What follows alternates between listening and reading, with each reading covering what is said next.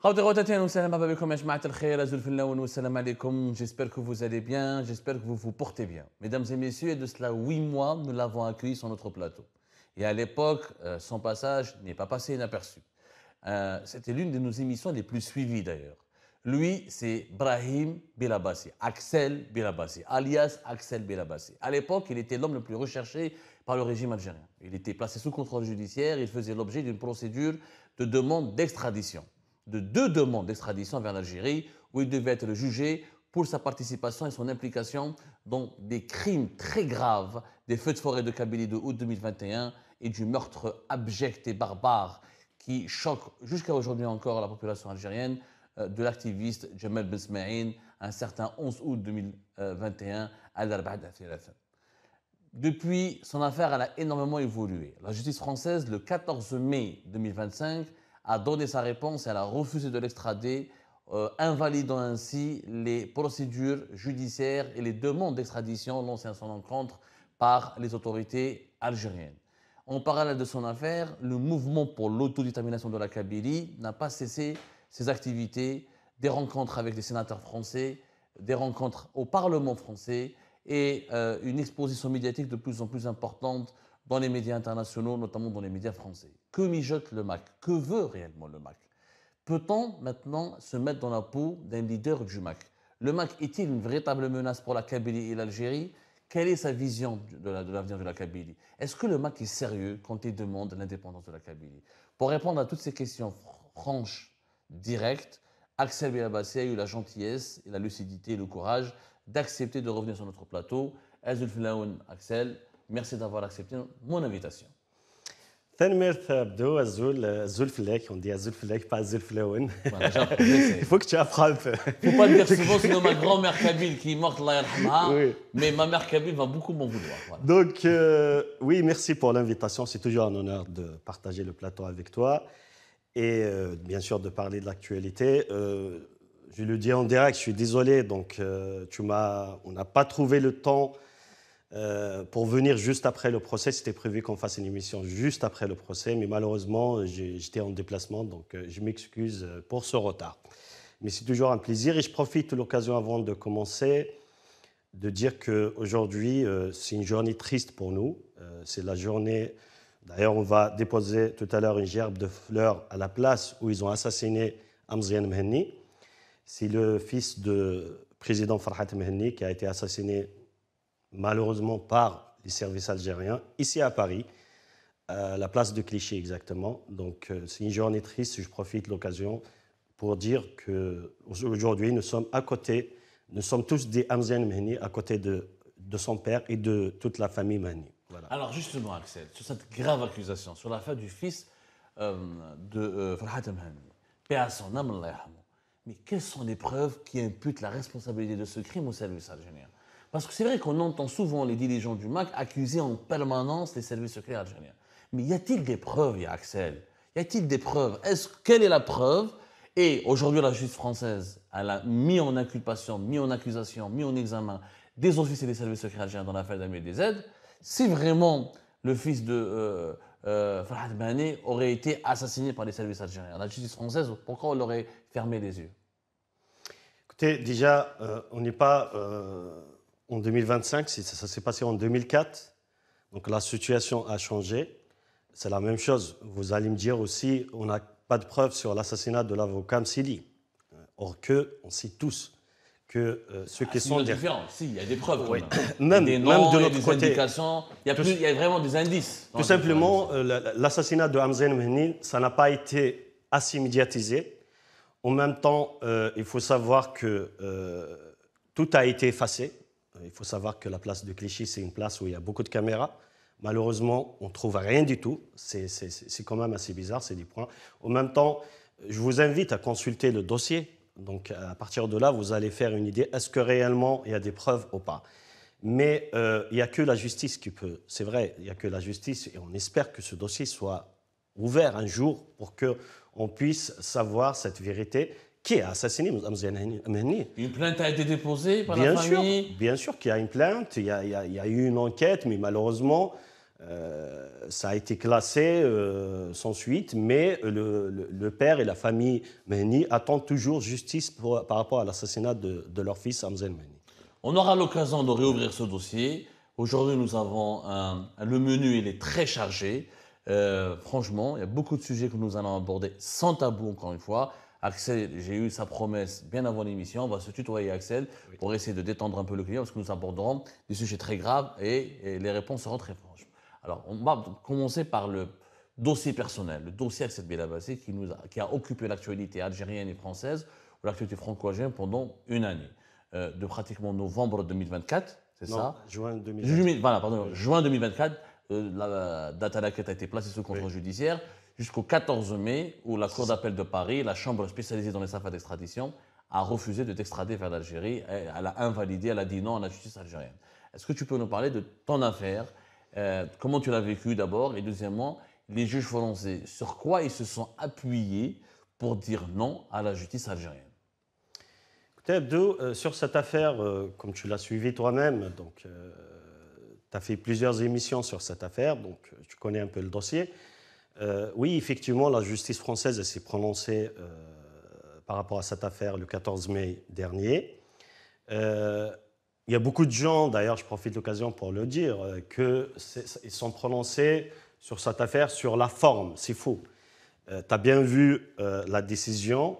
Ils sont prononcés sur le fond parce qu'ils parlent de pas mal de détails dans cette affaire qui disent comme quoi l'Algérie n'a pas présenté aucune preuve contre Axel Belabassi. Et plus que ça, l'Algérie a falsifié des documents. Il faut savoir que, notamment quand on parle du casier judiciaire qui a été envoyé plusieurs fois, parce qu'il y avait plusieurs dossiers, donc ils ont commencé la première fois, le premier dossier il est arrivé en France, si je ne me trompe pas, le 9 septembre 2021, quelques jours après les incendies de la Kabylie et l'assassinat de Jamal Ben Ismaïl. Et depuis, ils ont envoyé au moins 4 ou 5 fois le dossier avec un casier judiciaire vierge.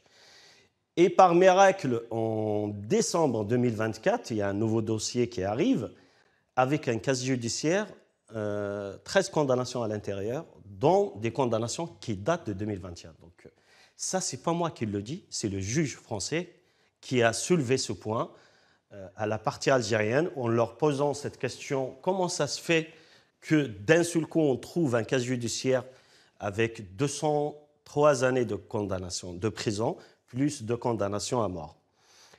Rien que ça, rien que ce mensonge, voilà, ça décrédibilise tout le dossier algérien. Donc à partir de là, on ne va pas rentrer dans le détail de cette affaire, mais en tous les cas, la justice française a bien dit que Axel Belabassi n'a aucun lien avec, que ce soit l'affaire des incendies de la Kabylie, dont il y a des centaines de morts, Kabylie, dont des bébés de 3 mois, il ne faut pas l'oublier, et aussi le terrible assassinat, lynchage de Jamal Ben Ismaïl. Donc, comme je l'ai dit la dernière fois, je t'ai envoyé même les documents. Tout ce qu'on a comme preuve, comme quoi c'est les services algériens qui sont derrière ces incendies. Je t'ai envoyé des hélicos qui jettent des produits dans les forêts kabyles. Ça, c'est des vidéos. On a trouvé, il y a des vidéos, on a trouvé du phosphore blanc à Fgaïth, dans les plages de Fgaïth, parce que vous savez très bien, le phosphore blanc, quand il est en contact avec l'eau, il ne prend pas feu. Mais dès qu'il touche la terre, là, au bout de quelques minutes, il commence à prendre feu. Tout ça, c'est des vidéos que je t'ai envoyées d'ailleurs sur WhatsApp. Tu as vu très bien que c'était des vidéos en Kabylie, c'était à l'époque des incendies en 2021, sans parler des capsules qu'on a trouvées sur place, sans parler des témoignages des gens qui étaient présents. Aujourd'hui, je suis désolé, quand tu as une vidéo... Alors, justement, Axel, pour revenir franchement sur ce dossier-là, les autorités judiciaires algériennes affirment détenir, on ne l'a pas vu, ça n'a pas été versé dans le dossier qui a été transmis aux autorités judiciaires françaises, mais les autorités judiciaires algériennes affirment détenir des communications, des échanges entre toi et un des membres des militants du MAC qui aurait été instruit de ta part pour aller s'en prendre à Jamal Ben Smaïn et organiser le rassemblement devant le commissariat central de l'Arba'a Tiratan et d'organiser ce lynchage. Comme tu aurais donné des instructions pour mettre le feu ou pour aggraver les feux de Kabylie. Oui. Est-ce qu'il y a eu ces échanges entre toi et des militants du MAC? Est-ce qu'il y a eu des militants du MAC qui étaient présents sur place que tu aurais toi-même envoyés pour mettre de l'huile sur le feu et profiter de ces tensions qui ont été provoquées par les feux de forêt? Voilà, une réponse claire, nette et précise. Oui, je dirais plus que ça. Là, on va parler de la fameuse phrase, une erreur de frappe. Donc, quand tu parles de cette affaire, en fait, oui, il n'y avait pas un seul militant. C'était plusieurs militants. C'est vrai, c'est des militants, ils reconnaissent qu'ils sont militants du MAC. Ça, ce n'est pas un problème, ce n'est pas un crime d'être militant du MAC. Ils disent que oui, au début, j'ai envoyé des textos par la voie de Messenger. Donc, quand la justice française a demandé des copies, donc pour voir ces messages, parce que les messages, c'est facile hein, d'avoir une preuve d'un échange message. La réponse algérienne, elle était quand même excellente. C'est quand même incroyable. Et la réponse, c'était tout simplement non, ce n'était pas des messages, mais c'était des appels. C'était une erreur de frappe de notre part. Tu vois très bien Abdo, donc c'est pas sérieux. C'est pas sérieux. Donc, tu n'as même pas besoin de me poser la question. Pose la question aux autorités algériennes. Pourquoi, puisque vous avez des preuves, vous voulez la peau de Axel, pourquoi vous n'envoyez pas ces preuves? Ça suffit. Rien que d'envoyer ces messages, c'est largement suffisant pour me condamner ici en France. Donc pourquoi ne pas envoyer? Pourquoi se priver de ce beau cadeau que la France elle va vous offrir, Axel Belabassi? Donc c'est là qu'on voit que c'est pas sérieux. Donc tout ça. Pourquoi? Je ne comprends pas d'ailleurs la question qui se pose. Ces gens-là, donc, ils sont actuellement à la tête du régime algérien, à quoi ils jouent? Qu'est-ce qu'ils veulent exactement? Discréditer l'Algérie? Ça y est, elle y a. Il faut savoir que, du point de vue de la loi algérienne, depuis mai 2021, le MAC est classé donc mouvement terroriste. Donc, du point de vue de la loi algérienne, c'est un crime d'être militant du MAC. Chronologiquement parlant, août 2021, mai 2021, en vertu d'une loi algérienne qui considère le mouvement pour l'autodétermination de la Kabylie comme étant un mouvement terroriste. La question qui se pose, est-ce que des militants du MAC présents sur place n'ont pas profité de cette conjoncture politique? Et il est vrai que je l'ai dit moi-même, hein, on l'a dit sur Algérie Park, moi j'ai consulté le dossier judiciaire qui a été transmis par le ministère algérien de la Justice au ministère français de la Justice, il y a zéro preuve. Il y a zéro preuve, il y a des erreurs de frappe, il y a un personnage qui s'appelle Mohamed Al-Askari, dans le document c'est écrit Mohamed Larmé, tout ça on est d'accord sur le plan judiciaire. Oui. Maintenant, sur le plan politique, est-ce que le MAC n'a pas aggravé le malaise de la Kabylie à l'époque des feux de forêt? On a vu des vidéos quand même.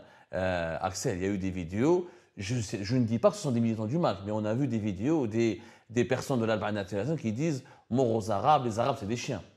C'était des slogans. Après, est-ce que c'est de la colère? Est-ce que c'est des militants du MAC? Je n'en ai pas aucune idée. Mais je me permets de poser la question. Est-ce que les militants du MAC n'ont pas joué un rôle dans l'exacerbation des esprits? Écoute, j'ai compris ta question. Exacerbés, voilà. Que ça soit clair. Ouais. L'Algérie a diffusé un reportage quelques jours après. C'est vrai, elle a exposé des militants du MAC à la télé. Qu'est-ce qu'ils disent? J'invite tout le monde à regarder ce reportage.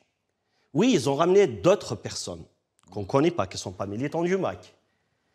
On ne sait pas d'ailleurs, il y avait beaucoup d'étrangers. Ouais. Il y avait un Naba, il y avait, il y avait une personne qui travaille dans la villa de Khaled Nazar. Qu'est-ce qu'il fait là-bas?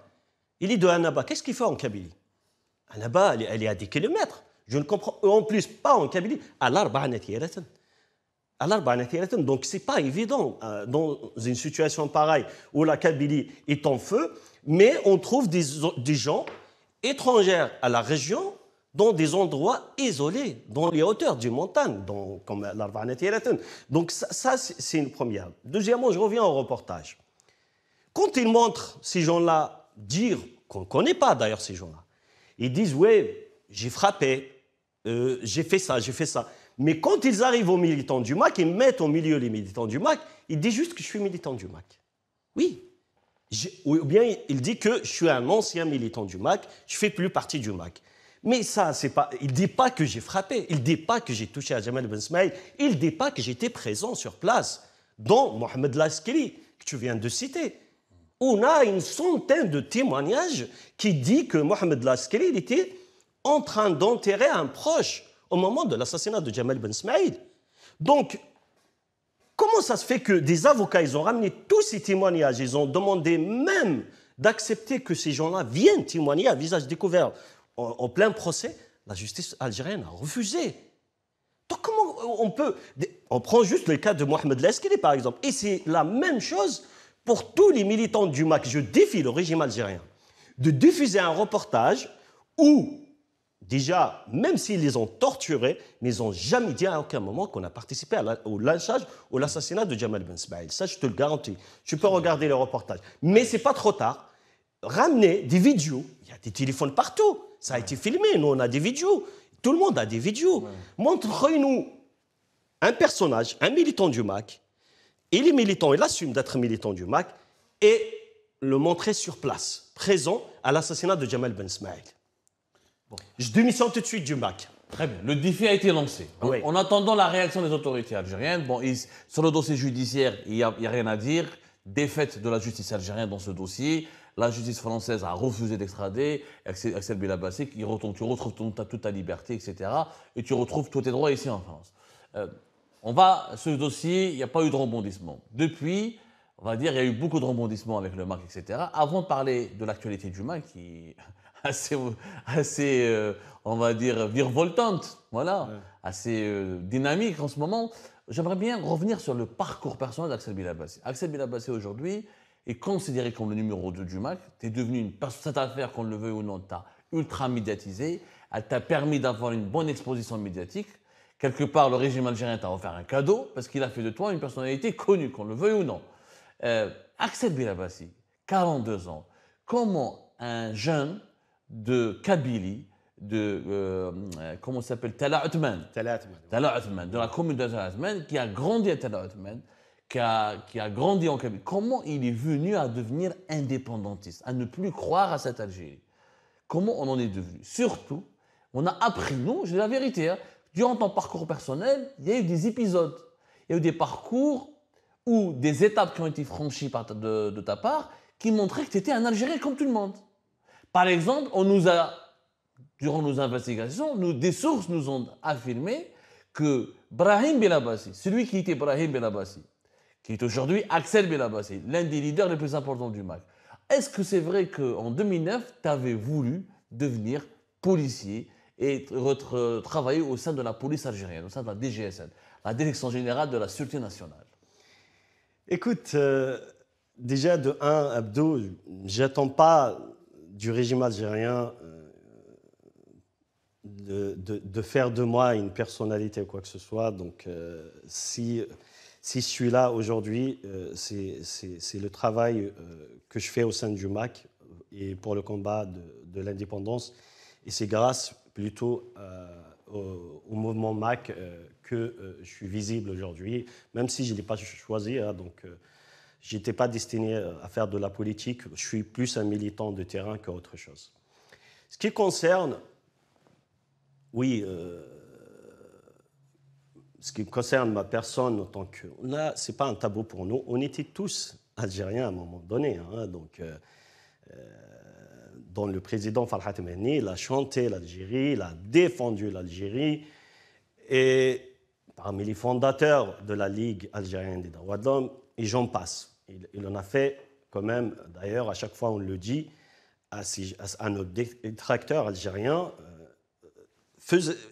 mettons à table nos parcours pour la défense de l'Algérie. À partir de là, on va en parler. Mais on n'a pas de leçon à recevoir de patriotisme ou de militantisme. Donc vous avez défendu l'Algérie? Bien sûr qu'on a défendu. Donc voilà, Axel, tu étais pleinement algérien. Écoute, je vais te dire une chose, mais ce n'est pas cette Algérie-là qu'on voit aujourd'hui. Ce n'est pas cette Algérie-là. C'est pourquoi à un moment donné, ça y est, on a trouvé que c'est une impasse, donc il n'y a pas de solution. C'est pour ça que la seule solution pour nous, c'est l'indépendance de la Kabylie. Mais je reviens à ta question de tout à l'heure policier ou Ouais, ouais. ce que tu veux dire. Oui,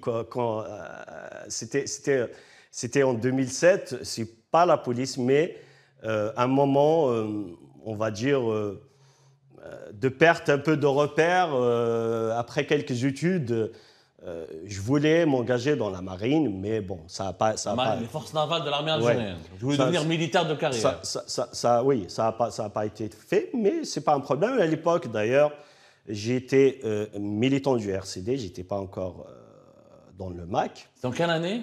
En 2007. Donc, j'ai toujours d'ailleurs ma carte de militant du RCD. À l'époque, on défendait. Je vais te rajouter plus que ça.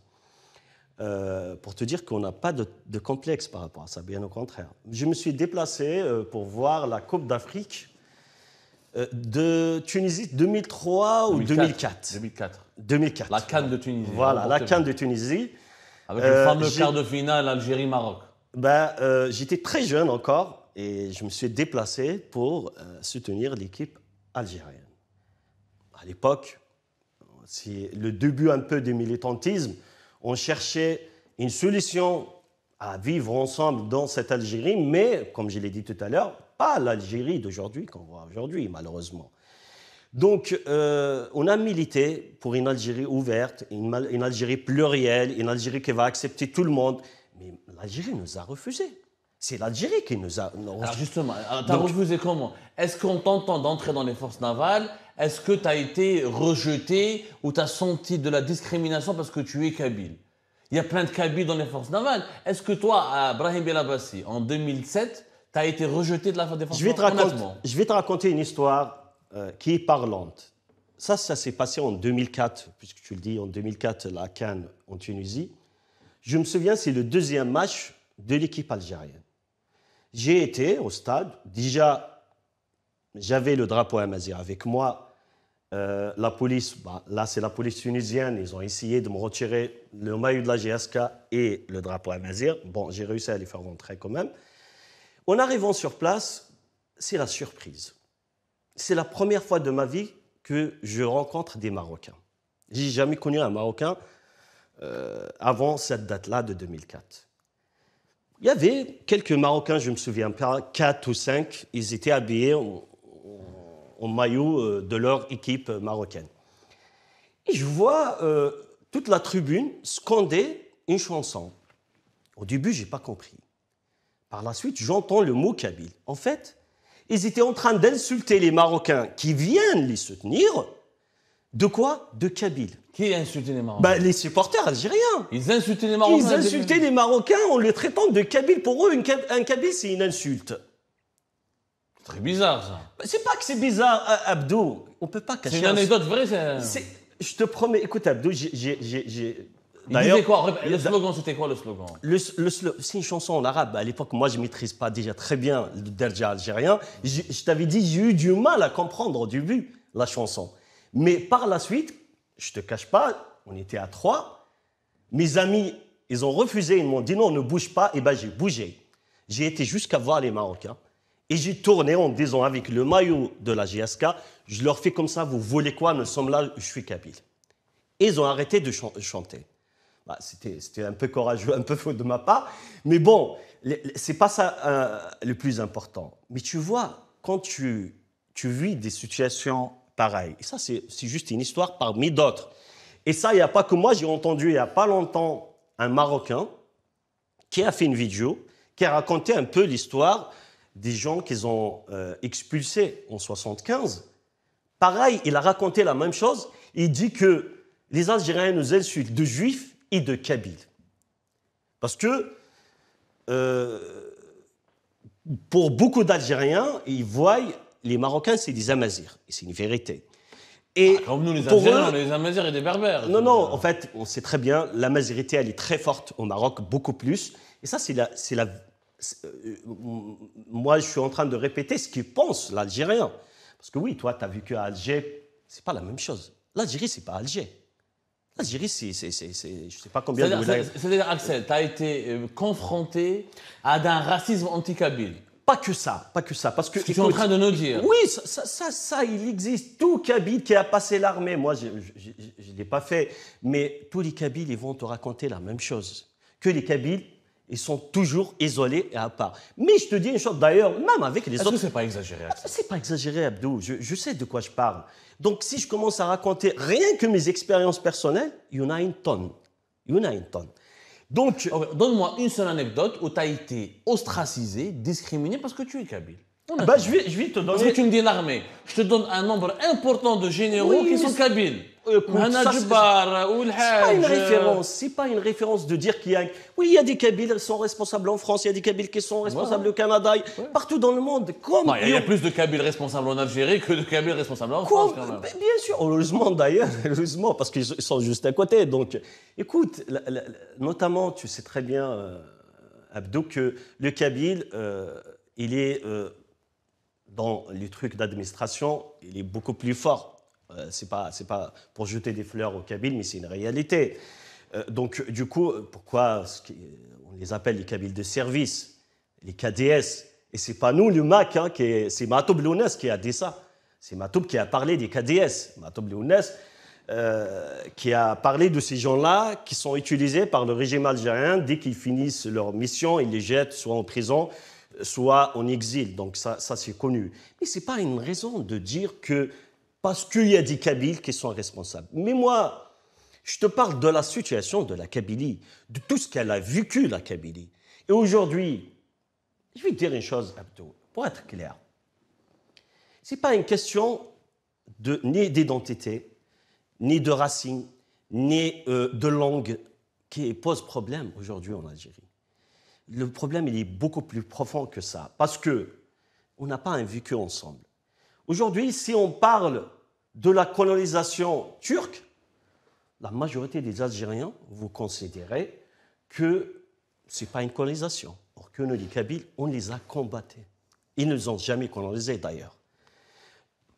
On arrive à l'époque on va dire, de révolte algérienne. La référence des Algériens, c'est l'émir Abdelkader. Et nous, c'est plus Fatma Soumer, Cheikh Haddad al-Muqarrani. Plus que ça, on considère l'émir comme un traître pour la nation algérienne. Ça, je parle des symboles, parce qu'une nation, ça se construit sur des symboles. Et après, il y a d'autres symboles, Axel. Attends, le congrès de la Souma, le Muqarrani, oui, Fatma Souma. Oui, mais ils ne sont pas battus pour l'Algérie, pas uniquement pour une région, non? Abdou, tu sais très bien, tu as étudié en Algérie, on a tous étudié en Algérie, que ces gens-là, ils n'existent pas. On parle, tu sais, c'est qui la référence? C'est Fatma Soumer ou c'est l'émir Abdelkader, qui est partout en Algérie? Oui, parce que l'émir, il a eu un héritage, il a eu peut-être... Nous, l'émir, on le considère comme un traître. Donc, on n'a pas les mêmes références. Je ne pense pas que ce soit une vérité, non. Non, écoute... C'est peut-être un dérive, c'est peut-être un... Tu as connu les Kabyles, tu sais très bien qu'est-ce qu'ils pensent du l'émir Abdelkader. Il a été chassé de la Kabylie. Il est venu demander l'aide de la Kabylie et la Kabylie a refusé. Donc, je vais juste... Pour terminer la parenthèse personnelle, on va parler de la Kabylie. Non, tu me permets juste une minute, je vais rajouter juste une minute. Ouais. Parce que c'est très important pour comprendre. Parce que pour comprendre la situation actuelle et se projeter vers l'avenir, il faut comprendre l'histoire. D'où ça vient? Pourquoi ce problème? Oui, la même chose qui s'est passée, on arrive en 63, la Kabylie a pris les armes contre la dictature à sa tête Boumedienne Ibn Bella. Et pour les Algériens, leur référence, une autre fois, leur symbole, c'est Boumedienne. Ce n'est pas le cas de la Kabylie. Nous, notre référence, c'est plus Aït Hamed et Oulhadj, qui étaient dans les montagnes de la Kabylie, à continuer la guerre après soi-disant l'indépendance de l'Algérie. Donc, on a fait une guerre de 63 à 65. Tu as déjà vu quelque chose dans les écoles algériennes parler de cette guerre? Non. Ou les médias algériens? Pas du tout. Donc, et ça continue comme ça, les références... On sait très bien ce qui s'est passé les années 80, le printemps amazigh, on défendait l'amazirité, soi-disant qui concerne toute l'Algérie. Il y a quelqu'un qui a bougé le doigt. En 2001, il y a quelqu'un qui a bougé le doigt. Il y a eu un seul rassemblement, je défie quiconque, un rassemblement de 10 personnes pour soutenir ce qui se passait en Kabylie en 2001. Vous étiez où? Vous étiez où? Mais par contre, il y avait un mort à la même période, juste avant la marche du 14 juin, la grande marche des Kabyles, de 3 millions de Kabyles qui se sont déplacés à Alger. On voyait toutes les villes algériennes sortir pour le Palestinien. Et nous, on est où là? On est où dans cette situation? Matoblounas, la même chose. Le boycott, le boycott scolaire en 94. Axel, je vais donner des exemples que tu as tort.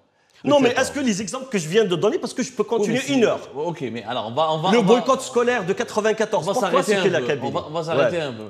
Il y a eu quand même de très bels exemples, de très beaux exemples de solidarité de toutes les régions d'Algérie avec la Kabylie. Les feux de forêt de 2021. Jamal Ben Smaïl qui vient de Ain Defla, des gens qui venaient de toutes les régions du pays pour porter secours aux familles kabyles, etc. Le plus grand moment de l'algérianité, c'est peut-être le congrès de la Soumam, où toutes les factions de la guerre de l'indépendance, du mouvement de libération nationale, se sont retrouvées en Kabylie. Tu me dis, faux. Attends, tu me dis, l'Algérie ignore l'apport, ou il n'y a pas beaucoup de symboles kabyles dans l'histoire officielle algérienne. Ben Ramdan, c'est quand même un héros. Qu'on le veuille ou non, les autorités algériennes ont mis récemment... des faits. Il y a eu un homme de Msila qui a été mis en prison, qui a été emprisonné parce qu'il a insulté Ben Ramdan. Fatma Soumar, il y a eu un film sur elle. Boubarla, etc. Il y a eu quand même... Bdjaya, c'est une ville, les Hamadites, son patrimoine, etc. C'est quand même... Est-ce qu'il n'y a pas une exagération de ta part concernant la marginalisation de la Kabylie? Est-ce que ce n'est pas un fantasme, cette marginalisation? Écoute, est-ce que ce n'est pas un fantasme personnel? Non, ce n'est pas un fantasme parce que je viens de te citer des exemples et tu ne peux pas me dire le contraire. Je t'ai donné d'autres exemples. Non. Les autres exemples, par exemple, je les proteste. Pourquoi? Déjà, si tu me dis le soutien humanitaire, c'est autre chose. Le soutien humanitaire, bien sûr. La Kabylie aujourd'hui... Le Hirak. Attends, je dois rajouter. Le soutien politique. Combien d'Algériennes et d'Algériens issus de toutes les wilayas sont partis à Kharrata pour participer au... Pourquoi ils ne manifestent pas chez eux? Pourquoi ils viennent au Kabylie? Parce qu'ils ne peuvent pas, parce qu'ils veulent que les Kabyles toujours assument à leur place. C'est ça le problème. Il y a eu des manifestations partout, la Kabylie, Abdo, la Kabylie a beaucoup donné pour l'Algérie. Personne ne dit le contraire. Oui, mais qui a dit le contraire? Non, mais au jour d'aujourd'hui, à chaque fois, on se retrouve isolé. La preuve, elle est là. Combien de Kabyles qui sont en prison par rapport aux Algériens? C'est même pas 10% d'Algériens, ils sont tous Kabyles. Il y a des Kabyles en prison, dans les prisons algériennes, parce qu'ils sont algériens, comme tous les autres. Non, parce que c'est des défenseurs de la cause. Je vais donner un autre cas. Un autre exemple, tu ne pourras pas... Non, un seul exemple, Axel. Lorsqu'il y a eu la propagande zéro Kabyle pendant le Hirak, rappelle-toi. Oui. Pendant le Hirak en 2019, à partir de juin 2019, quand ils ont commencé, le régime de Gaye Salah a interdit le port de l'emblème amazigh, jusqu'à décembre 2019, il y avait une propagande, ça s'appelait zéro Kabyle. Ils voulaient croire, les lobbies médiatiques à l'époque voulaient faire croire, Malbed ici à Novembaria, ils voulaient faire croire que le Hirak est une invention des élites kabyles et francophones. Je me souviens très bien, tu te souviens, que dans toutes les wilayas du pays, les vendredis du Hirak, ils étaient tous des slogans « Je suis Bdjaya, je suis Tizi Ouzou, je suis Kabyle ». Dans toutes, il n'y a pas eu... Abdo. C'est des faits. Abdo. Déjà, on était les premiers à sortir cette information et tout le monde nous a attaqués en disant que c'est un mensonge. Déjà, quand on a commencé à parler de ce projet Zéro Kabyle, tout le monde nous a attaqués, dont les Kabyles, parce qu'ils disent non, c'est un mensonge, on ne peut pas l'accepter, ça, c'est pas possible. Jusqu'à ce que l'enregistrement sorte. Il a mis du temps.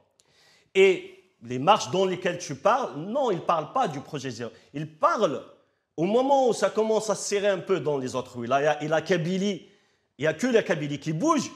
On voit des voix des gens qui soutiennent, notamment des gens du Hirak, qui disent « Bravo le Qbaïl ». Mais ça, on a marre d'entendre ça. « Bravo le Qbaïl ». Pourquoi le Qbaïl, il va faire à ta place? Pourquoi les élections de 2019, il n'y a aucun votant en Kabylie? Pourquoi tous les bureaux en Algérie ils étaient ouverts? Pourquoi? Il n'y a pas les mêmes traditions militantes. Abdo, quand je dis ça, je ne dis pas les Kabyles qui sont meilleurs que les autres. Pas du tout. Je dis juste qu'il y a une différence. Par exemple, je te donne un exemple de l'autre côté. Les années 90, les Algériens ont choisi de voter les islamistes. Tu es d'accord avec moi, tout rafagé. Mais à part la Kabylie a dit non aux islamistes. Et ce qui s'est passé, il y a des leaders kabyles du fils. Non, mais attends, écoute, là. Ah, ben c'est Medellin, il n'a pas des origines kabyles, Écoute, par exemple. Abdou, tu me parles des personnes, moi je te parle d'une population, d'un peuple. Toi, tu me parles des personnes. Là, tu ne peux pas me dire que la Kabylie n'a pas rejeté les islamistes. Tu es d'accord avec moi? Et quand il y avait la guerre entre les islamistes et l'armée algérienne, c'est vrai que c'est les Kabyles qui ont payé la sauce après par la suite. La majorité, nous, c'est vrai, au début, on n'avait pas de groupe terroriste en Kabylie. C'est par la suite qui sont déplacés, quand ils ont été infiltrés par le régime, les services et tout ça, sont venus se réfugier. Bien au contraire, c'était les derniers qui restaient, ils étaient en Kabylie. Mais on voyait des cercueils arriver de partout, des Kabyles assassinés, de deux côtés, que ce soit assassiné par le régime algérien, dont Matoub Lounas, il est parti victime de cette guerre entre, soi-disant, les islamistes et l'armée algérienne. Mais Abdou, tu ne peux pas me dire qu'il y a une cohésion, il y a au moins un minimum de base sur lequel les populations algériennes peuvent faire référence. Tout à l'heure, tu m'as parlé... Ah, il y en a plein, hein. Oh, attends, tu m'as parlé de la guerre d'Algérie. La guerre d'Algérie, c'est la seule sur laquelle, et il y a beaucoup de questions à se poser. Déjà, de un, c'est les Kabyles qui ont cherché alliance parce qu'ils ont fait des révoltes plusieurs fois contre l'armée algérienne et à chaque fois, ils perdent. Ils ont initié ce qu'on appelle au début l'étoile nord-africaine. C'était d'ailleurs, ils veulent élargir plus que le territoire, ce qu'on appelle à l'époque le département algérien. Ils voulaient faire alliance avec tous les peuples de l'Afrique du Nord. Ça n'a pas marché. Pourquoi ça n'a pas marché? Parce que les Kabyles se sont retrouvés seuls. Ça s'est passé ici à Paris. Et il y a les archives. Il y avait 22 Kabyles et il n'y avait aucun autre non-Kabyle à l'intérieur. Ils étaient obligés de refaire la réunion et d'appeler Missal el-Hajj pour le mettre à la tête, pour dire, écoutez, regardez, ce n'est pas que les Kabyles qui vont faire la guerre. Et c'est resté comme ça n'a pas marché jusqu'à 1954. Oui, il y avait une guerre. Mais tu ne peux pas me dire qu'il y avait cette guerre dans tous les territoires algériens. Il y avait des régions qui n'ont pas de cimetière de Chouhada aujourd'hui. On va cacher le soleil avec un thème. On n'aura pas des régions sous-peuplées où il n'y avait pas beaucoup de monde. C'est pas la question. Ah non, pas la du tout. Kabylie est une région extrêmement, beaucoup plus peuplée. Elle a toujours été beaucoup plus peuplée que d'autres régions. On ne peut pas comparer. Mais de l'Est à l'Ouest jusqu'au Sud, le mouvement de libération nationale s'est emparé du territoire avant de la guerre d'indépendance. Est-ce que tu as consulté les chiffres officiels? Mokarani, la Fatma Soumer, c'était des mouvements de lutte contre quoi? Contre un occupant étranger sur l'ensemble du pays. L'ensemble du pays? Bah oui. Qui t'a dit ça? Non, mais il y a eu des échanges entre les différents mouvements de révolte. Tu connais pas l'histoire, Abdou. Tu connais pas. Écoute-moi. Il faut essayer de. C'est-à-dire que la Fatma Soumer et la Bien sûr, elle a se sont révoltés juste pour la Kabylie. Pour la Kabylie, oui. Pour la Kabylie. Ah, et je vais te rajouter une chose. C'est tout à fait normal parce que l'émir Abdelkader, quand il a cherché le soutien des Kabyles, les Kabyles, ils ont refusé. Et ça s'est passé la même chose. Quand les Kabyles... Axel, au-delà de la lecture historique, ouais. Une question franche. Ouais. Est-ce que les maquis qui sont devenus radicaux et indépendantistes n'ont pas une expérience personnelle compliquée en Algérie? Ils ont utilisé leur expérience personnelle pour généraliser, honnêtement. Écoute-moi. Est-ce que, honnêtement, Axel, oui, je te réponds. Est-ce que tu n'as pas, toi, personnellement, peut-être vécu un traumatisme personnel? Tu m'as raconté l'anecdote. Oui, mais c'est pas un traumatisme quand même, ça. Attends, non, mais tu nous as pas raconté l'histoire des Marines. Est-ce que tu as été exclu des Marines? Mais non, parce que la ministre me dit qu'en 2009, tu as essayé de faire la police. Non, j'ai juste entamé, j'ai même pas continué la procédure parce que il y a quelqu'un que je connais qui était déjà dans l'armée, qui m'a déconseillé et il a réussi à me convaincre. Heureusement, d'ailleurs, je le remercie. Et j'étais peut-être dans un moment de faiblesse. J'ai cherché un repère, tout simplement, et lui, il m'a déconseillé. J'ai suivi ses conseils et je n'ai pas été dans la démarche. Et donc, il n'y a pas eu de ta part une expérience personnelle traumatisante qui t'a mené vers la radicalité? Abdou, tu n'as pas affaire à quelqu'un qui n'est pas stable. Ça arrive. Ça arrive. Il y a des Algériens qui ont vécu la guerre civile. Donc pour toi, les milliers de Kabyles qui sortent dans les rues pour manifester l'indépendance de la Kabylie, ils ont tous... Ils sortent plus maintenant. Ils sortaient à l'époque de Bouteflika. Tu crois que tu vas leur retirer l'amour de la Kabylie et l'inspiration de l'indépendance de la Kabylie dans leur cœur? Pas du tout. Bien au contraire. Ça s'est renforcé encore. Et ça, le régime algérien le sait. Où sont les signes du renforcement? Écoute, ça, tu le verras le moment opportun. Ça va venir, c'est une question de temps. Non, la dernière marche Axel, du MAC... Si le MAC était aussi puissant, il y a combien de militants du MAC emprisonnés en Algérie? Combien? 400, 500? Non, actuellement, il y a pas loin de 500 prisons. 500. Donc il n'y a pas 500 000, il n'y a pas 5 000. Alors, où sont ces milliers de militants du MAC? Il y a eu pas moins de 13 000 qu'ils ont été arrêtés. 13 000? Oui, 13 000 qu'ils ont C'est-à-dire 13 000, sur quelle base? 13 000, c'est nos chiffres à nous. 13 000 militants du MAC ont été... 13 000 Kabyles. Je ne dirais pas qu'ils ne sont pas tous militants du MAC. C'est autre chose. Attends. Ouais.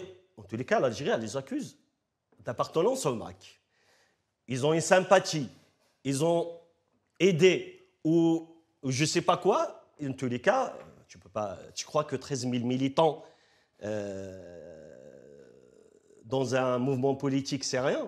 C'est énorme. C'est énorme quand tu parles de 13 000. Donc, sur ça, la Kabylie s'est toujours mobilisée. Je défie quiconque, depuis 2009 à ce jour, de nous montrer la Kabylie sont mobilisés pour une autre cause. Oui, tu vas me dire le Hirak. Exactement. Merci. Attends. Oui, merci. Je connais le discours. Tu m'as précédé. C'est pas une discours, c'est une vérité, Axel. Donc, mais je vais te dire une chose. Allez.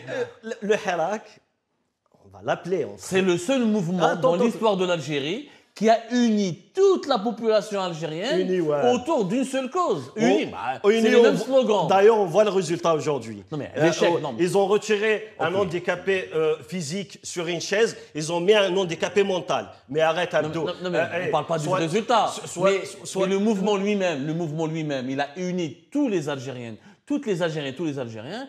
Et la Kabylie a été le corps battant du Hirak. Il n'y avait pas C'est la plus grande preuve de l'algérianité de la Kabylie. Il n'y avait pas. C'était un mouvement provoqué par un clan du régime algérien pour faire tomber le clan qui était au pouvoir.